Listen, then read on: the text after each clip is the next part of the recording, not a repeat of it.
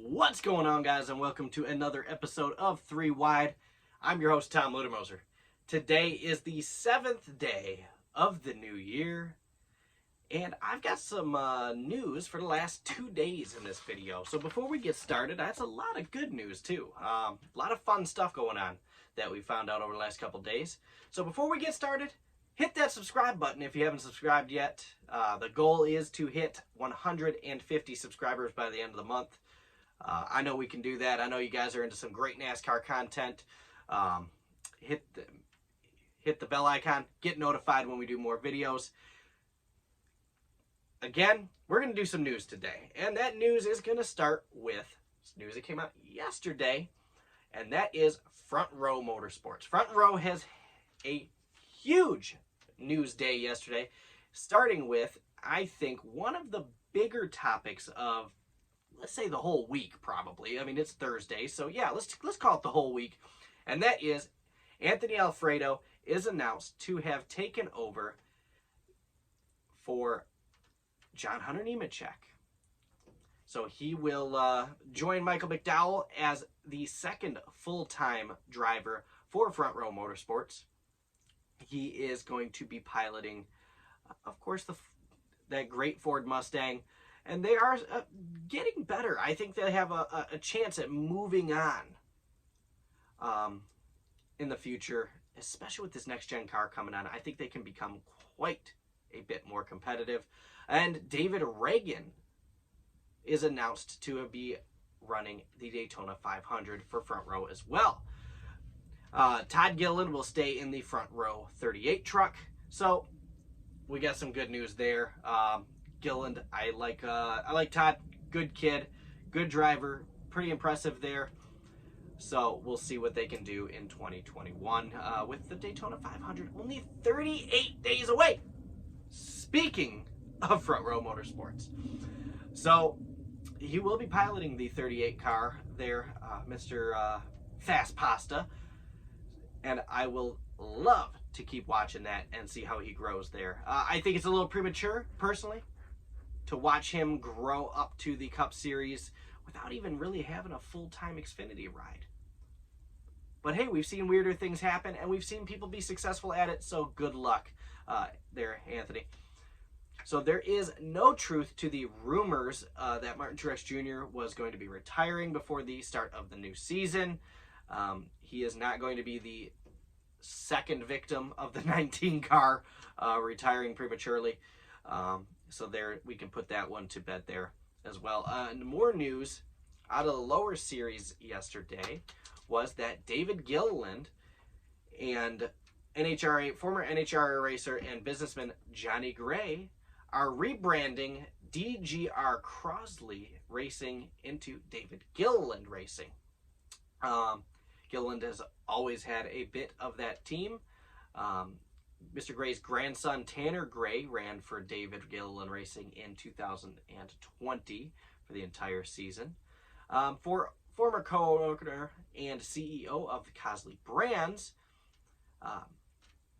Bo Lamastis, sorry, couldn't read my own handwriting there, will stay with the team in terms of marketing and sponsorship, which, that's great. It's good to see people not necessarily, they might be leaving an ownership portion, but staying with the sport. That's awesome to see. I love to see that. It actually makes me kind of excited for the future of that team, knowing that Crosley will stay on the race team. Hailie Deegan, obviously, the big news, will be running for that team next year in the 17 Ford F-150. And personally, I got some pretty high expectations for her. I don't think she's going to go out there and light the world on fire. I think she's obviously going to do what she's done the last couple of years, and that is take all of that attention and just bring it in. And I think that'll do some wonders for that race team and herself. Today, Kaulig Racing announced that they will be running a part-time schedule in the Cup Series. So that team, obviously, championship for experience last year with the 11 car. I was there. They didn't really do anything. Not really a factor, unfortunately.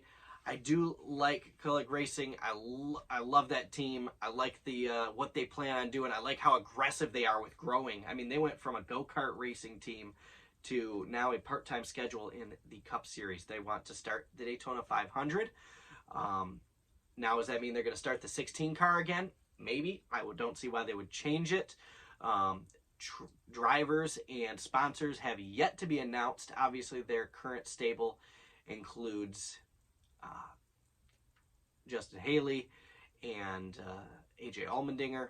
So we'll see kind of how that goes, who they decide to go in those team, and for which races. I don't see why they wouldn't bring AJ to I don't see why they wouldn't bring AJ to the road course tracks that they plan on running, and Haley, who has done, obviously, a Daytona winner and has won on the plate tracks in the Xfinity Series pretty regularly this last year, to the plate tracks that they plan on running this year. So, like I said, spotter, crew chief, team, nothing's announced yet, so we'll keep you informed on all that information. Raphael Lessard is, of course, our favorite French-Canadian, and he is running full-time. They announced it. Instead of doing it part-time with GMS, like we've all known, he will be running full-time next year in the Truck Series for GMS Racing in that Chevrolet Silverado, which we all know is a very competitive, very fast truck.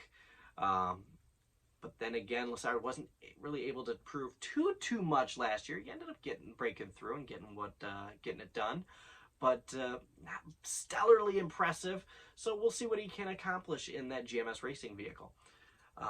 Another thing, this is what I actually just saw about 5 minutes before I started recording this video, and that is Domino's logo was captured in a recording, whether it be commercial or for an advertisement for Domino's or for whomever it may be, but we found a Domino's logo on Denny Hamlin's sleeve on his fire suit. Is there a new sponsor coming, whether it be associate or legit full-time sponsor, not full-time sponsor, main sponsor for the 11 car? You never know. Is it an associate sponsor for the 11 and maybe a full sponsor for the 23 car? We'll see. It was just a little clip, saw it on Twitter. So we'll see how that works out. And then last but not least, the Bristol dirt race sold out, and they started dumping the dirt today on Bristol. Still making me twitch. Still not too sure if I'm ready for a dirt Bristol race. I think they should have done it at Eldora or another dirt track. I don't think they should have taken away from the Bristol races that we all know and love. It's kind of depressing. Just be honest. My opinion. So that is the news for the last 2 days, guys. Hopefully you enjoyed it. Hopefully you learned something. Let me know what you guys think about some of that news in the comment section down below. Make sure you hit that subscribe button, the bell icon to notify, because YouTube and their algorithm sometimes doesn't let you know I'm doing videos.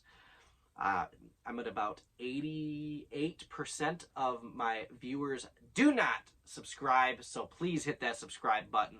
Let's shrink that number. Thanks for watching, guys. Have a great day. And like I said, there's only 38 days left until the Daytona 500.